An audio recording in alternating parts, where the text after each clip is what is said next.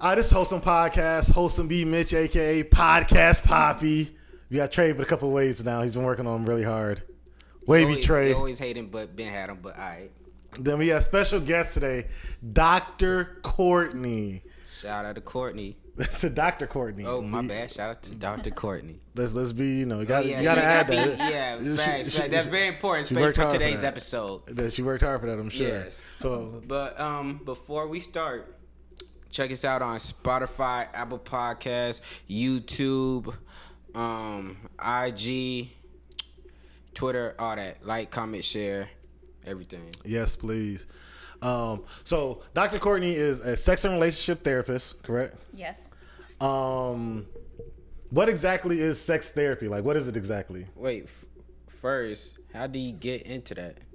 Well, you go to school. Well, how do you mean? How do you get into it? Like, why did you decide to be a sex therapist? Well, I had a relatively unconventional upbringing where it was just full of a lot of unhealthy promiscuity and alcoholism. Mm-hmm. And so I decided I wanted to go to school as a means to get some answers and kind of understand dynamics and relationships and why people do things they do, and just trying to understand that aspect of life and myself and how to overcome some of those dynamics that I have learned that were modeled to me, and to try my hardest not to repeat them. Right, for sure.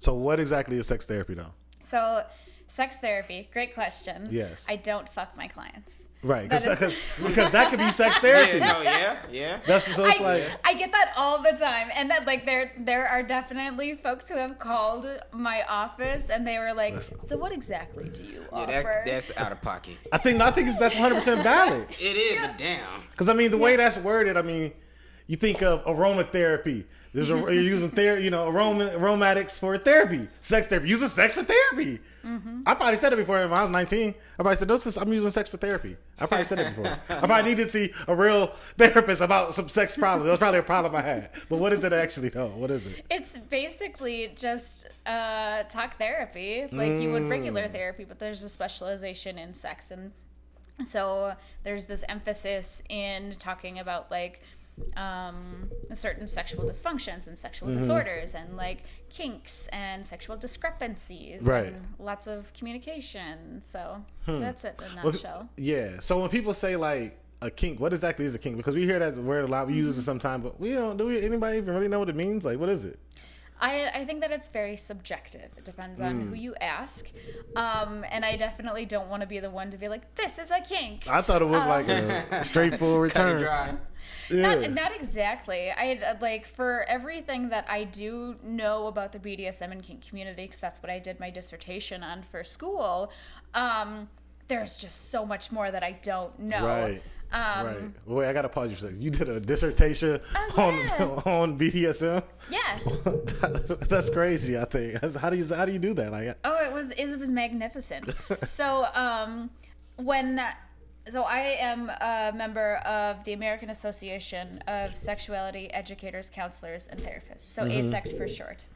And so they travel every single year, and in 2015 they had their conference here. And I remember overhearing one of the presenters say, Minneapolis has the third largest kink community in the nation. And I was like, shut the fuck up. Right, who would have known? Well, we're tied with Chicago when I heard that statistics. Yeah. It's San Francisco, New York, Chicago, and then we're tied with Chicago. What? Wow. It's crazy. Who knew? Where do I be at? We have a lot of kinky folks here. And so when I did my dissertation, I set out to interview specifically folks who were from this neck of the woods, because I not only was asking about their kinks, but I was asking about their experiences with therapists, and what they would want therapists to know prior to them even entering the office. Absolutely. Yep. So along them lines, would one of the things possibly be so how does somebody introduce a specific kink to their partner? Mm-hmm. Oh yeah. So how does somebody do that? How does somebody how does somebody do I'm interested in this, or I want to explore this or whatever? partner. Well, I think it all depends on like the kink and how established you are in that practice. Because I've had clients who like engaged in a particular kink and then they were with their partners for so long and they're like, surprise. Like, just switch it up out of nowhere. So it was like, you fuck. ease into it. Yeah, and so, but I mean, now it's a matter of like, how can we change our perceptions of what we believe about this? Because like one thing that I tell clients is like, we like have this like fucking Christianized nation where it's just like, everything's so wrong. Not black and white, Right. and like let's live in the gray. We're not going to be able to check boxes all the time. And so as far as like introducing, I think there are various ways. Yes, no, maybe list can be really beneficial. I have Yes, a kink no, maybe yes, list. no, maybe list, What's and I have that? a So- vanilla yes, no, maybe list. So, okay. Do you like Explain get them. choked, like get punched? Yes, no, maybe. Yes, exactly. So you just make a list of all these things and they have to answer yes, no, maybe. I don't make them. They're pre-made. Oh, there are some of these so already a made. list. Yeah. Okay. Oh, that's great. Yeah. That's a great I idea. might Yeah. need one of them lists try to figure shit out. Yeah, and I also We need one of those lists on the show. Yeah, like for real. oh my for god, real. you should take the BDSM quiz. Absolutely. We The need to extended yes. version? We need to take that. Absolutely. yeah. Yeah, see, we never knew. BDSM quiz, yes, no, maybe list, Yep. vanilla and the other one, Kink. the kink one. Yeah. Absolutely, yeah. I got a question because scheduling you for this podcast, you said we tried to have you on here last week, but you said you were doing a Poly 101 Yeah. class. Like, what is that, and like, how do you prepare for that? Like, what? So I was asked by, I think, the event planner from Bundesk, located on Lake Street here in Minneapolis. They're a fetish store. Amazing. Okay. If you ever go there, they have Really? really great latex products. Just fucking beautiful. And they can Yeah. dress you up. They could get Real it done. fun. So I was invited to do speaking there on what is polyamory. And so I gave a polyamory 101 course. It was 2 hours long. I went through the structures of polyamory, well, the various structures of polyamory, Right. and then the different kinds of hierarchies, like how to practice ethical non-monogamy, and then talking about like, do you want to have like a written or a verbal contract? You want to consider all of your guidelines Absolutely. and make sure that you're kind of fluid with it, because you can't expect it to be like rock solid your first time around. Right. Because you might get new information after your first encounter with another partner, or when your partner is with another partner, and then you're like, oh, Right. I don't like that. yeah. And then you have to go back and be like, all right, let's rewrite this contract, because Yeah. I don't like that you do that with this person. I might got to take that class. I say it all the time on the podcast. Like, if I get married, I don't think I could just marry one woman. But that's just me. Yeah, and it's very valid. And there was one video that I had shared in the polyamorous course that it was like an 8-minute video of like how common non-monogamy is in so many other cultures and how it's Yeah. actually like the majority. Yeah, no, for real. Yeah. I mean, to me, it's just for me personally, I don't think monogamy is the natural way people are meant to be. But that's just my thoughts. I and agree. I don't know. I agree. What you think? I am definitely a monogamous person. I dabbled in Yeah. polyamory, and then I was like, this is It's too just much not for fucking you. work. It is a lot of work, though. Yeah, It is a lot of work. It makes sense. But for me, it's like, to me, monogamy for me is more work than it is to not just be polyamorous, I guess. Or I mean, I don't even say myself. I'm just open. I'm just open. Like I'm not Yeah. even. And there are varying degrees of polyamory where it's just like, it's not always sexual, is what I mean. It's not. Exactly. It's not. Exactly. That might one of my. That, I think that's a favorite major misconception, though. things. Yeah, Yeah. they think, oh, you just want to fuck a lot of women? No, everybody got different personalities. I vibe with different personalities. Someone might be. One day I might want to chill. One day I might want to turn up. The person who I want to turn up with might not always be you. Like, I have a question though about that though, because I mean, a lot of times, you know, we come on here and we talk about poly type stuff, and some of the things that come up, or it's like with the guys that we bring on, they'll be like, you know, yeah, I want to be poly, but the girl can't. Is that a thing that you see, that you've seen? Not Because I mean, to me, it doesn't make any sense. You can't do that. No, I could do. My girl could be poly with another girl if she's with me. I know that's fucked up and trash, but hey, it is what it is. Well, that's your guideline. Yeah. But it's something where like it needs to be like mutual agreed upon. So Right. if like that's what your girl is down with, then it's like great. It works for all parties. Force it. Yeah, I wouldn't force it upon nobody. But you want to, if I ever get to this point in my life. If you want to fuck with me, then that's what it is. If I get to that point in life, I might. Yeah, no, I think a great thing you just mentioned was the contracts. I never thought of having a contract for just a standard, just for a relationship, because these are not marriages, right? Generally. No, but so and that was also a new thing for me. Yeah. Where I think it was in one of my ASECT workshops that I had gone to, because like. Traditionally, the only place that I had heard of contracts taking place within the context of a relationship was in BDSM.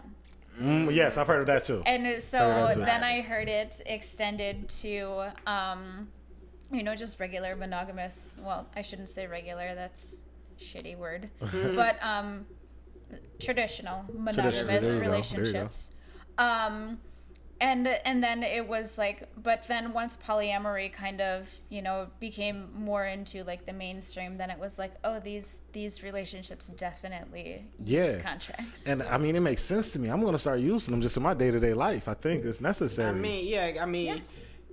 If everybody talk to somebody, eventually want to take it to a serious point, but I think at the beginning of these stages, I think everything should be clear what you want in a relationship or when you talk to somebody. So just don't be no confusion, I guess. Yeah.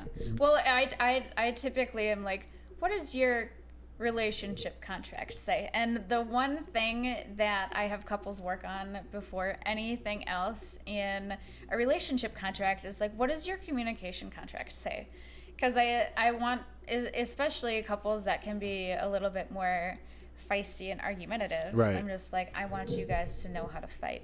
And so if you notice like escalated emotions or like heightened pitches, somebody needs to call a timeout, because otherwise you're gonna say shit that you regret. And that's something you can put in the contract, right? Yep, that is exactly something you put in the contract. Don't argue with me. That's in my contract. But here's the thing. Well, like you said though earlier, I mean, there always has to be room for gray area though. And the contract is technically no gray area, but that's not realistic because people have feelings and emotions. You can't write in feelings and emotions into a contract, or can you? No, it all depends. Yeah, I think the part she's saying is, people could have feelings and emotions, but when you start getting angry, like something sporadic, call it timeout because you don't want to say something you don't mean. I get that. Yeah. But there's still aspects within that can't be in language. They can't be in contract language, where it's like how do you interact? Maybe someone cheat. Okay, they're gonna be sporadic. That's probably different. But it's different. No, that's something that probably should be written in there. What happens if somebody does quote unquote cheat? That should be written in there, I would assume. Yeah. The reaction is something I don't think you can write in there. Yeah, that's what I'm saying. Like that would be okay. Like that could bypass. I would assume bypass. That would have to be written though. What do you think? If somebody, so let's say that's the exact scenario. Somebody cheats. Is that something that has to be written in to be bypassed, or just automatically bypassed? I mean, what do you mean bypassed? Like the part is, don't argue, so lower your tone type shit, take your time out. But if someone cheat, you can't tell them like time out, don't calm it down. But you know what I mean? If it's in the contract, I can. Well, that's what the contract is, though. Yeah, you're right. When I tell couples to create a contract, essentially, well, not even essentially, I literally tell them, you're preparing for a fight, but you're hoping for a conversation. But you're hoping for a conversation, but you got to prepare for a fight. So if I cheated, black men don't cheat, but hypothetically scenario, if I cheated and my girl is like, you cheated, but in the contract it says, don't react crazy if I cheat. That's not what I would recommend you put in there.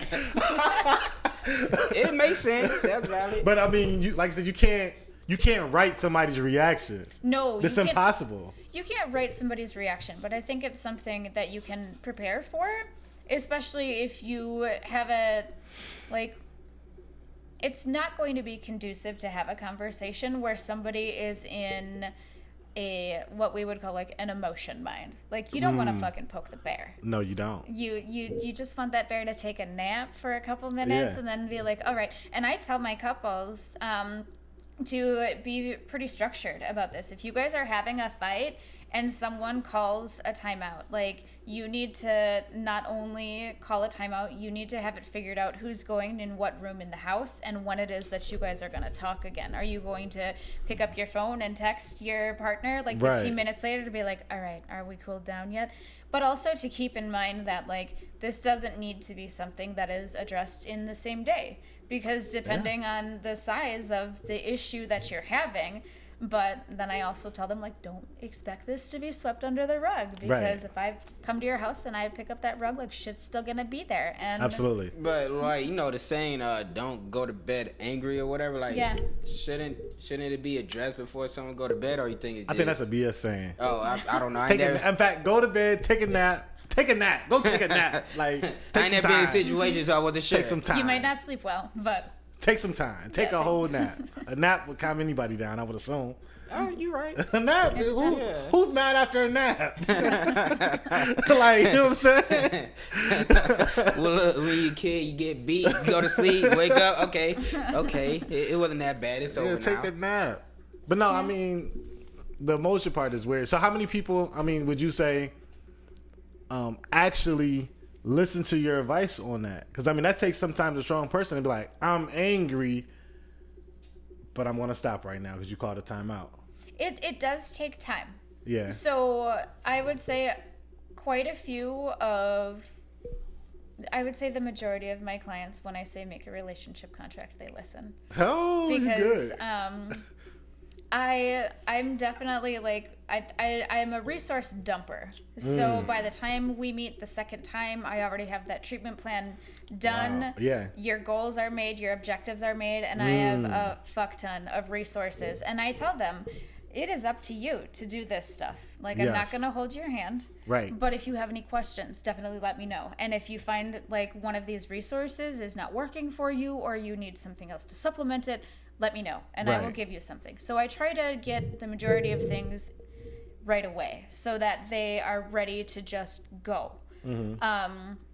But that relationship contract is one of the first things that I will ask my couples to do. And even if I'm only working with one person within a couple's like dynamic, I will ask them, please work with your partner on this. But it does take time for them, because it's like this is how we know to communicate, is to get angry and to fucking shout, and then to like throw plates at each other, and then, you know, we just go to bed and we call it a night. Whereas like I am telling you, like, no, we need to disrupt that cycle. Yes, you got to stop that. And so it does take practice, and then often clients will make progress, and then they'll regress, and then they'll make progress, and then they'll regress, and it's an ongoing thing. It's like they have this like subconscious fight with progress for the fear of success. Which I think that's a natural thing. Yeah, absolutely. It's like anything, you do it enough, it becomes a habit, I guess. Oh yeah.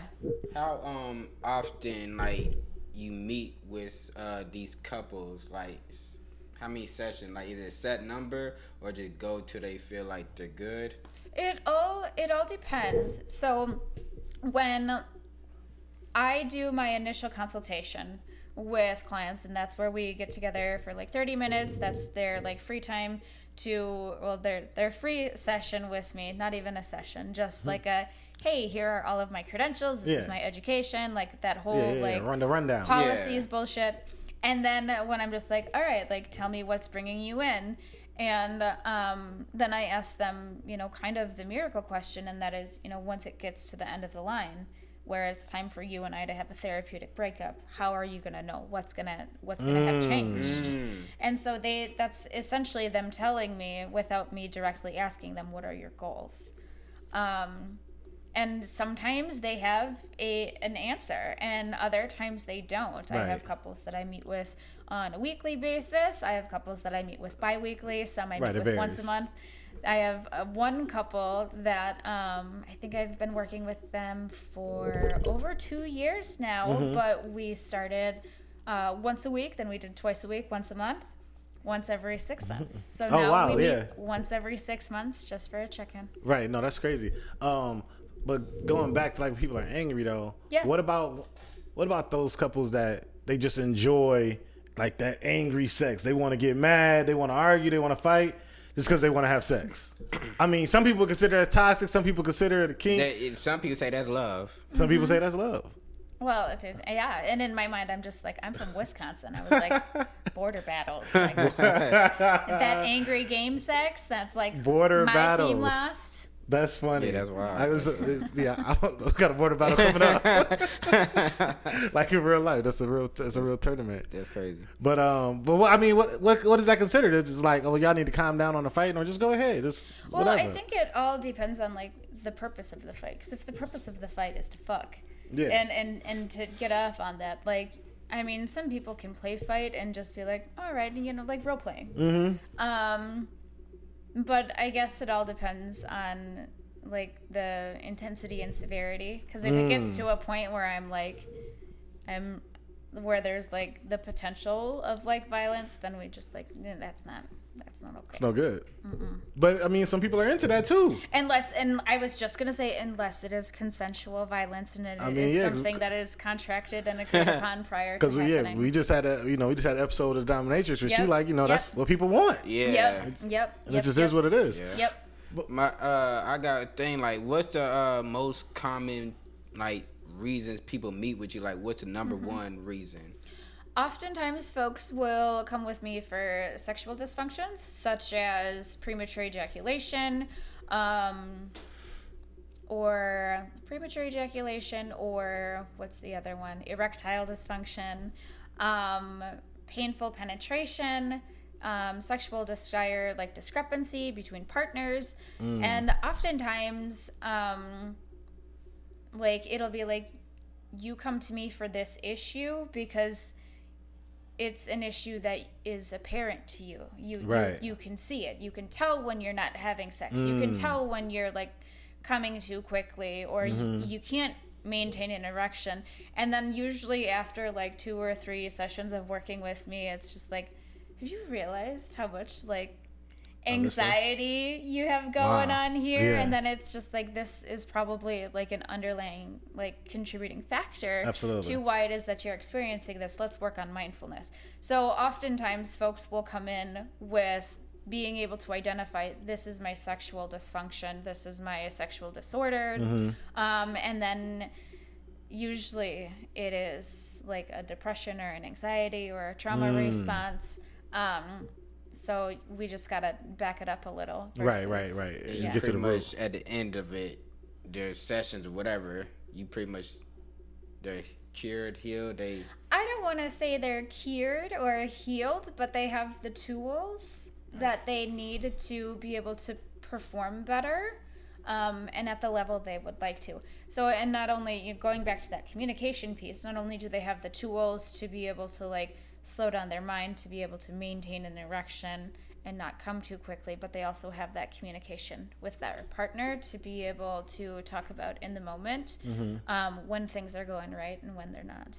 What is it? I don't know what to communicate. What do you say? Hold on, slow down, about to come. Yeah, exactly. And it could be as simple as that.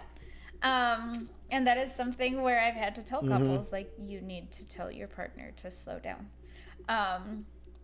Yeah, and it can be as simple as that. No doubt. So what about when it's like, one partner has more of a sexual desire than the other one? Maybe is it just that they're not a match? I mean, because we used to do this game called Romantic or Red Flag, and we were like, I mean, that might be red flag. This might not be a match, but can they still be a match if they have different desires sexually? Like, this person wants this, this person wants that, this person wants sex 5 times a week, this person doesn't. Like, well, I have couples make a oh gosh, I'm drawing a blank now. It's a sexual something. It's essentially like a sexual like template of, or a shared vision, shared vision, sexual shared vision, sexual vision, and where like both partners will come together and we talk about like how, often would you like to have sex? What would you like? how do you want intimacy to be shared? What activities do you value? And, then we can kind of come together and see like where the discrepancies are there. But one thing that I also will encounter sometimes is this lack of realization that like our bodies change as we get older. And especially like when men and women get older, and then like sometimes it's just like, wait, but like I'm going through this grieving process and I don't want to admit that my body doesn't function how it used to, and so I want to fuck like a rabbit, but you gotta keep it real. My partner is miserable, and it's like, no. Do you tell them to stay with their partner but have other sexual partners, or how do you? I don't. Okay. So usually what I do is we talk about planning. It sounds very, very unsexy and not spontaneous, but it's just like because a lot of this like sexual discrepancy, the partner who wants it less experiences a lot of anxiety with even the slightest touch, because they're like, oh my God, is he gonna try and fuck me right now? Right. I don't want that to happen. Right. So it's just like, then I'm gonna get really, really like closed off and very, just not, open to even.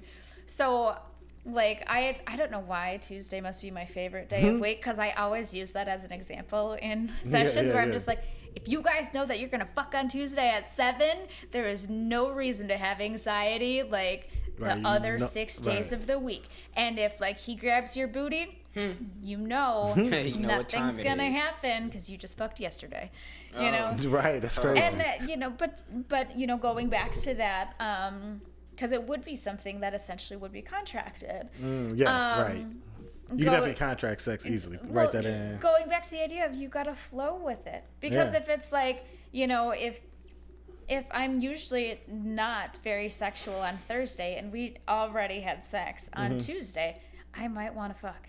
But it's the least, the partner that, I would say, the partner that desires sex the least would be the one to have that initiation. Got it. And for them to have some conversation afterwards that this is not going to be an expectation, especially as, our bodies get older and we continue to transition and adjust, because we don't know. No, you don't know. Stuff changes. But I mean, with that, so what if, as you got some clients or even yourself, they're going through these changes with their partner, they're adding these things, and then all of a sudden the sex gets phenomenal. And then they're like, well, we got to make an adjustment to this contract because it wasn't this good before, and now we got to go a little bit more. Like, having more sex? Yeah, like, do they got to then write that in the contract, or they can't just do it? I would say they very well could. I mean, I'm all about amending. I like telling folks, like, if new information comes available, like, integrate that if it's helpful. Okay. But it's something where I suppose I would be a little cautious about changing that, as because if especially if it's like something that is like relatively new, like if it happens 3 weeks in a row and it's just like 3 weeks this in was a good row 3 weeks. Yeah, exactly. Where it's just be like that sometime. Yeah. Yeah, and then the snow comes and I don't want to fuck no more. Like, I just want to like seasonal depression. Cocoon in my sleeping bag. This is definitely seasonal. The sun's out, sun's out, fun out. All that. So I wouldn't want to set people up for failure, or for them to feel like they're setting themselves up for failure, because I think that if you make it a goal in your initial shared vision to have sex once a week, and then you eventually consistently work it up and be like, we're still fucking more than a week, so more than once a week, so we're still winning. Kinda, because I mean, once, I don't know, the contract thing is sex, I'm still figuring that out. I'm gonna actually do my own though really soon. But so no, with all this that you're doing, talking to all these people, how do you incorporate any of this into your personal life? Like, does it affect your personal life? No. It doesn't. So you keep it all out. Like, how do you mean? Like, in terms of, like, say somebody told you a story like, we did this one thing, and you're like, this sounds very intriguing, I might want to try that. And you go home and you try it. I haven't had that happen to me yet. So I guess we'll see. No, I haven't had anything like that. Oh, to me, I feel like that would happen to me. Like, oh, that does sound like a good time. But Trey, pour up real quick. Because I mean, the one, like a stereotype or something like that, isn't really a stereotype or anything like that. But we can all agree on this one, though, is that black men don't cheat. We appreciate you, Dr. Courtnry, for coming through today. Having a great podcast. Wholesome Podcast, Baby Trey, Wholesome B. Mitch.